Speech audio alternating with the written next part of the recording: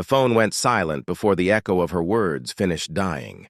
"You're too disruptive for the kids." Click. I stared at the cracked screen. My reflection split down the middle like a bad decision. 40 years of employment reduced to a cardboard box. One night on a park bench. A lifetime compressed into a call that lasted 11 seconds. I didn't feel anger yet. That came later. At that moment, there was only something colder. Calculation. The wind cut through my coat. My fingers were numb, but my mind was sharp, sharper than it had been in years. Funny how clarity arrives when you're stripped of comfort.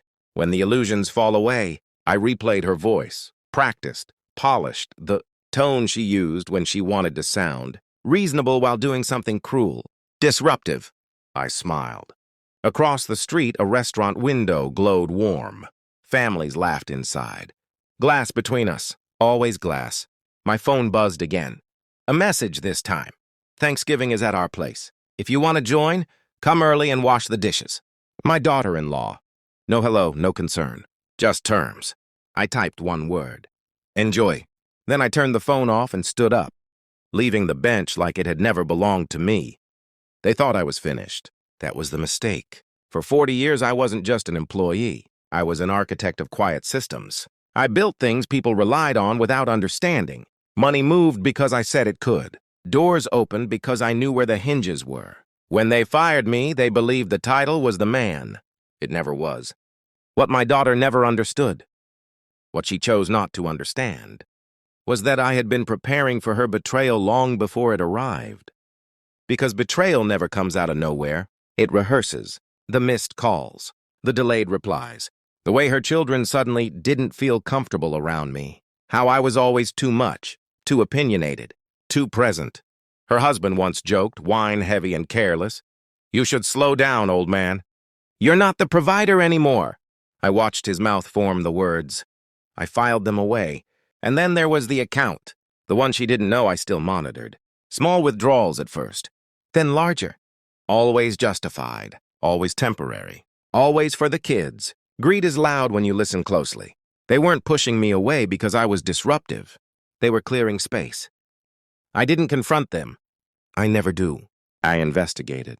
From a borrowed laptop in a public library, I traced transfers, shell accounts, favors owed. Old contacts still answered my calls, not warmly, but respectfully. Respect lasts longer than affection. I reviewed documents I had hidden years ago. Contingencies, structures, trusts, designed to activate only when I disappeared, which apparently I had. I slept in clean places, ate quietly, observed. Every insult replayed itself in my head, not as pain, but as data.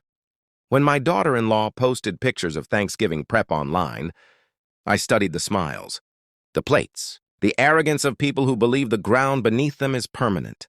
I booked a flight. First class. The woman at the counter didn't question it. Neither did the concierge in Zurich when he handed me the keys. Glass walls, snow-capped mountains, silence that felt expensive. I took photos, nothing ostentatious, just truth. Then I waited. The photos went live at precisely 6:04 p.m. No caption, no explanation. Just me. A terrace. A villa carved into white stone and sky. The phone vibrated once. Then again. Then it wouldn't stop.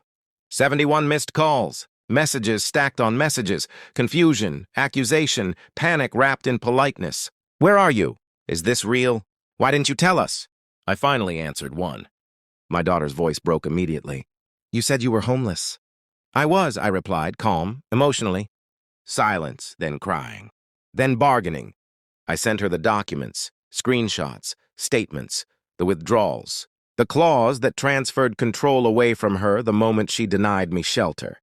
"I needed to protect the kids," she whispered. "You protected yourself?" I said. "Poorly." They flew in 3 days later. I didn't pick them up.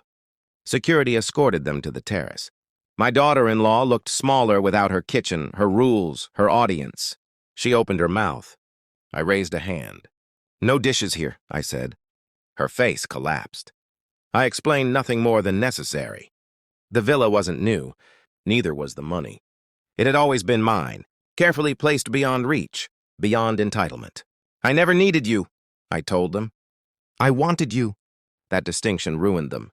They left without asking for forgiveness. Some truths make apologies feel insulting. Now the phone stays quiet. Snow falls the same way every morning, clean, uninterested. I drink my coffee slowly, alone, exactly as I prefer.